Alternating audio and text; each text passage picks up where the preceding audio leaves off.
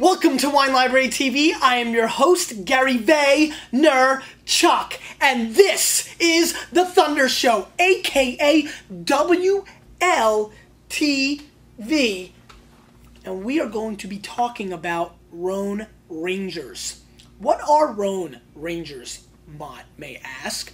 Rhone Rangers are wines that are being made in California that are made with Rhone varietals, Syrah, Grenache, Counoise, Cinsault, Mourvedre. Grapes that are traditionally from the Rhone region, that are in California, made in the Rhone style, and made a big impact over the last 10 or 15 years, I would say. And wines that I like to drink quite a bit. I do prefer the Rhone counterparts because I do like a little more vegetal and earthy tones, but there are many people that love the New World roller coaster lollipops of love trains. And I'm here to talk about all different kinds of wines. So I'm excited about this episode. I mean, there's definitely a time and place for these wines. A lot of times they're actually more enjoyable to drink by themselves than their Rhone counterparts. We've got a couple lower end ones and one real high end one with a whole lot of hype that I'm excited to be tasting. What do I want to talk about? Not too much. Right now I'm in the midst of a vacation with Lizzie, so I'm hoping that I'm enjoying myself and not doing emails and she's mad at me. The Jets are playing any day now. This is Wednesday's episode we're taping right now. The Jets are playing, and hopefully they'll beat the Patriots. But I'm going to give you a minute of honesty, and I hate it, but I'm going to give it to you. Not like the rest of the show isn't. Honesty when I talk about football, obviously. I think the Pats are going to kick our face in. So I'm a little bit worried about that. I'm not looking forward to going to that game. That could be a 37-10 Patriot trouncing. So that's going to be kind of tough. I'm not looking forward to that. But other than that, I really appreciate everybody supporting the show. The word of mouth is obnoxious. Thank you to everybody that is badging me up. So many of the Vaynerchuks have their own blogs, Facebook, MySpace accounts, and throwing up the Wine Library badges means so much to me. I really do appreciate it. Continue to email me. I love it. I'm right up there. People that dig me. I mean, the community's doing it. You got to give it to them. They're good peeps. And let's start right away with the G wine. G Red. And no, this isn't mine. 2003 Central Coast. It comes from Garretson. It's $14 US. Richard Todd, baby. 70% Syrah, 12% Grenache, 10% Mourvedre, 8% Viognier. So that's got me excited. And let's see what this wine's got to bring to the table. The table of love. It's red. Table of love. It's good to see the Thundercats recognizing who they need to bow down to. Pretty nice. The wine's over there, and, you know, we can analyze on this, can't we, Mods? Let's give it a little bit of sniffy sniff. Give it a whirl. I guess I'm getting ready for the marathon, so I'm already starting loopy, and we haven't even done the 4 episodes that we need to do. Anyway, great color. Really solid, dark color. You can see your fingers through the glass, so it's not pitch black. A little dark red. Let's give it a little bit of a sniffy sniff. Little paprika kind of component coming through on the nose. So that's kind of fun.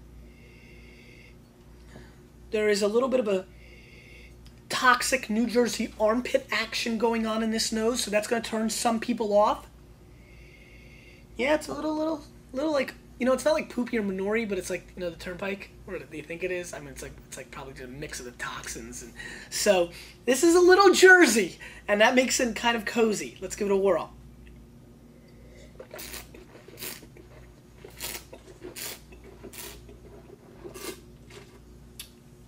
Big wine, wow. Big tannins on this wine, right off the bat.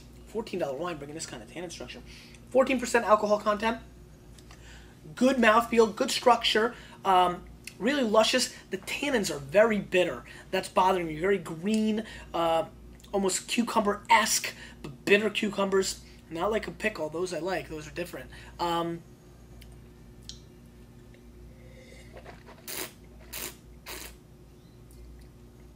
I like the mouthfeel, and I like the concentration, and it's thick, and it's really good about 90% of the way. But it finishes off. It really does remind me of a lot of classic movies, you know, or movies that are so good, and then, you know, you're like, huh? You know, you get that all the time. So this gets a little Netflix on me, because the finish is tough. It's hot, it's alcoholic, it's bitter. This wine's an 87-point wine because it was really close to being a phenomenal wine, but the lack of finish is really going to bother it. a wine, I believe, that could, over the next 2 to 4 years, if it was able to calm down, really surprise. Plus, for people that are not if you're not bothered by the really alcoholic tannic finish, you may enjoy this. And with food and a big steak, this could combine a little bit better. By itself, though, it's kind of doing its thing on that finish that is just not up my alley. So I'm going to give the wine a kind of pass. Let's give this a little bit of a rinse. Ooh, it's Wednesday. That means tomorrow is the NFL kickoff game. That's going to be kind of cool. Who's playing this year? The Colts and Saints, maybe, or something like that. Sounds right. Beckmen. Great producer right now from Santa Ynez Valley, making some serious noise. This is 53% Grenache, 34 Syrah, 8 Mourvedre, and 5% Cuvee, which is a really hot little interesting grape. 14 bones as well, estate and bottled by Beckmen. 3,600 cases produced.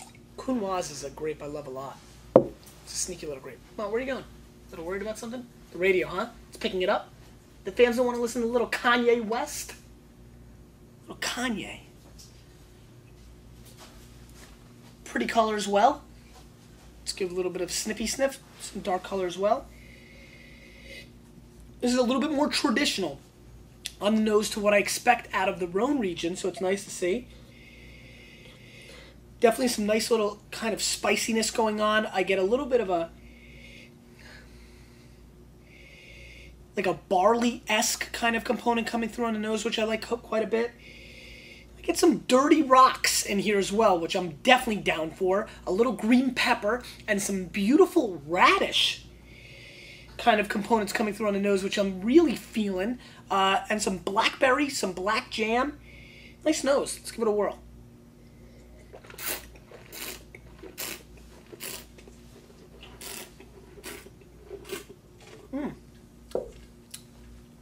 Very nice, very Chateauneuf de Pop like. Very creamy on the mouthfeel. The oak, just a tap, a little oak monster coming through. Good, luscious.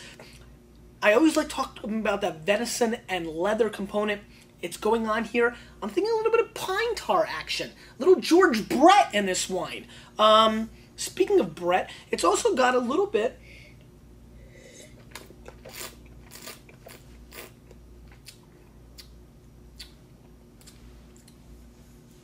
Yeah, it's got a little basil, a little, it's like going when you first walk into the supermarkets. Gets a little vegetable, all those greens. It's got a green component, a little leafy, as a matter of fact, on this wine. I also get a hint of olive oil on this wine. I get a really intriguing, different kind of olive oil taste in this wine. I like this wine. $14, it's giving me a whole lot. There's some tannins. There's a big wine. These wines are big. It's a big, big wine. This is bringing a lot of thunder for $14. 88 points Parker. I think he missed the boat on this. I'm going to go a little higher. I'm going to go 90 points on this wine. 90 points on this wine. I'm feeling it. I like this wine.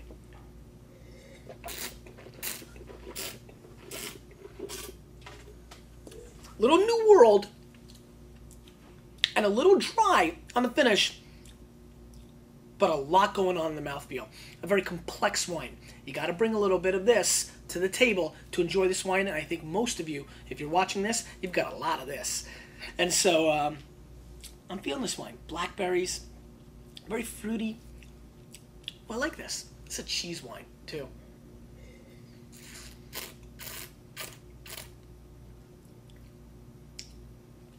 Good wine. Liked it a lot. Liked it a lot. I like it a lot. All right, and finally, Michael Austin, 2005, Priest Ranch, Bad Habit, Petite Syrah, and Grenache blend. Now, I'll give you a little fun fact. I don't have the breakdown of the blend. However, the largest amount grape in the process, what the hell does that mean? In the wine is the grape that's listed first. Very similar to ingredients. So if you're ever curious which grape dominates, it is the one that's listed first. Maybe that's not that much of a fun fact. Had to get Mott back for that last Friday throw, which we did just a couple of minutes ago. Not too long ago. Actually, we took a good hour off. Not bad. Wow, this wine is dark.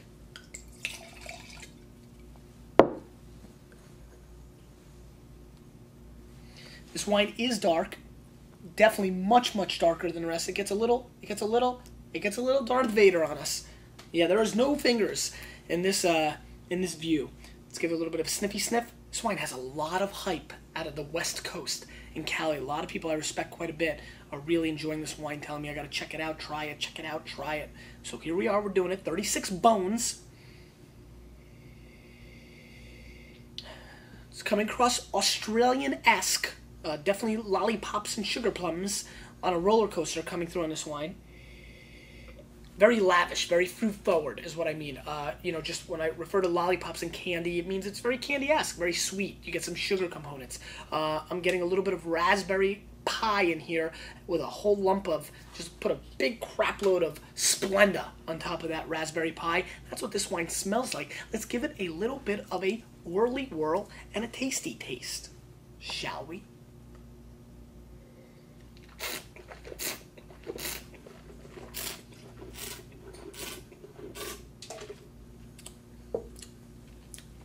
I mean,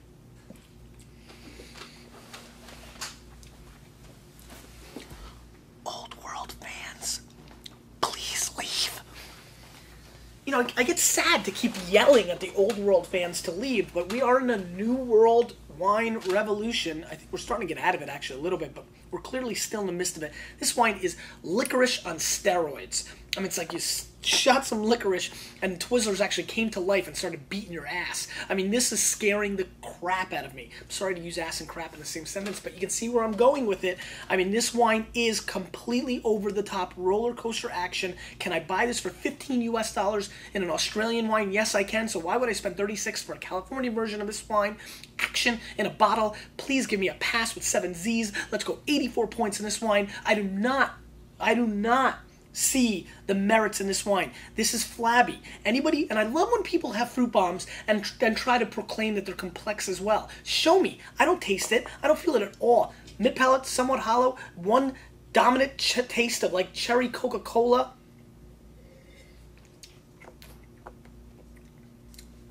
Great mouthfeel, heavy, high alcohol content, explosive, big, serious. But so are half the Australian wines that are coming to this market at $15. I can get this, and I can get this for half the price, and I can get it all day long. Like I'm pimping. I can get this all day long at half the price, because I know. Because, huh? What did the palate say? Because we can get it all day long. This is a pass.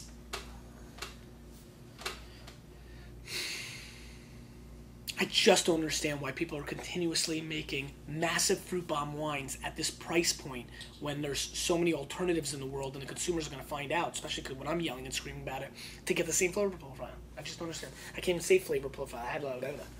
Question of the day. Have you ever had a Rhone Ranger? Do you like them? And which ones do you like and which ones do you dislike? I want paragraphs. Theses, people, because you, with a little bit of me, we're changing the wine world whether anybody, all of them, like it or not.